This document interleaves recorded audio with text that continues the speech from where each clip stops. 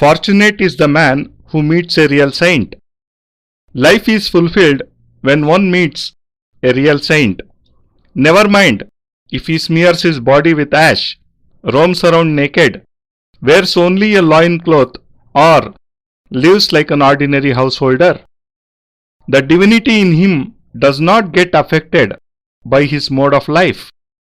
Once, sage Narada asked Mahavishnu, "What does a person get from meeting a saint?" The Lord smiled and said, "Ask that insect over there which is rolling a particle of clay." Narada went to the insect and questioned it. The insect heard the question, looked up at the sage, and died at once. Narada went back to Mahavishnu and told him what had happened. Lord Vishnu asked him to return after 1 year.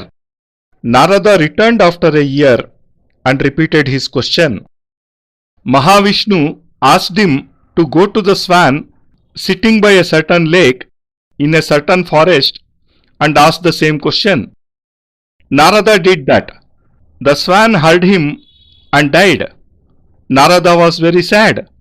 He went back to Mahavishnu and told him what had happened. He was told to return after 1 year. Narada went back to Mahavishnu after 1 year and asked him the same question.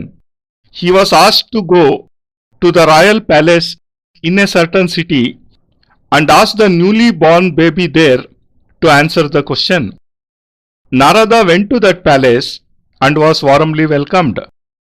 He expressed his wish to talk to the baby. People were baffled. How would the baby be able to talk to the sage? But Narada insisted and they had to give in. Narada asked the baby, "What does one gain on meeting a sage?"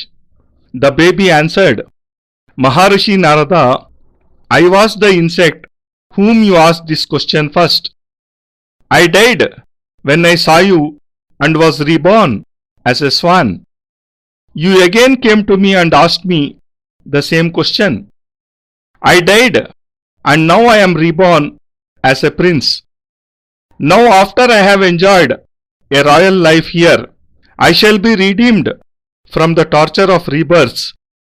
I shall attain moksha, salvation. A sage is a loving temple, a place of pilgrimage. In you I have met a real sage. I have no desires left now."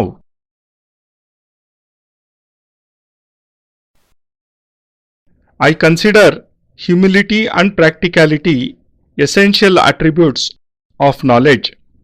Without humility, it is not possible for the personality to develop fully. This is the basis of sadhana which makes a person above the ordinary.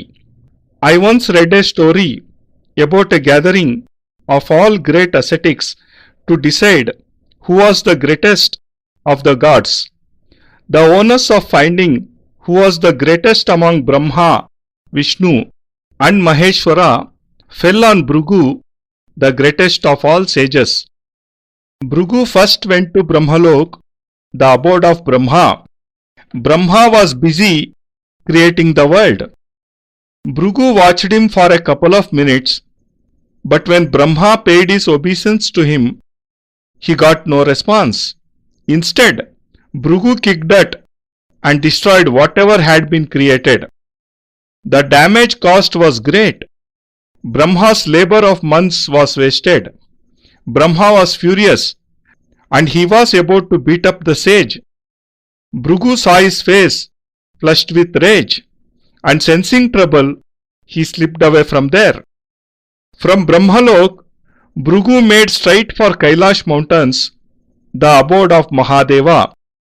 There Mahadeva and his consort Parvati were both deeply engrossed in conversation. Bhrigu, without a moment's thought, climbed on Parvati's shoulder. When she stood up startled, the sage tried again to perch on her shoulder. When the fiery tempered lord saw the outrageous conduct of the sage, he was beside himself with rage. Picking up his trishul, With amazing alacrity, he lunged towards the sage.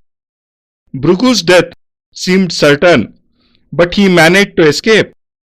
Mahadeva chased him for a while, but Bhrugu ran away with lightning speed. From there, Bhrugu went straight to Ksheerasagara, the ocean of milk. Vishnu was reclining on Sheshanaga, the cobra with 1,000 hoods, and Lakshmi sat at his feet, pressing his legs.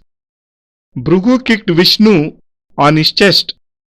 Vishnu sat up at once and started massaging the sage's feet.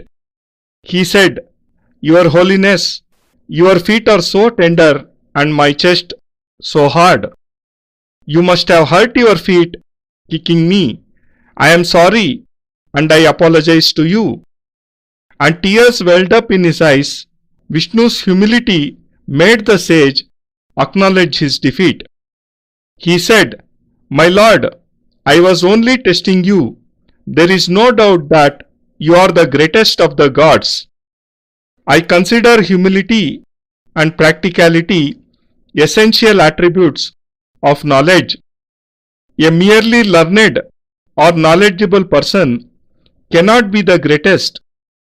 Great is one who combines learning and knowledge with humility."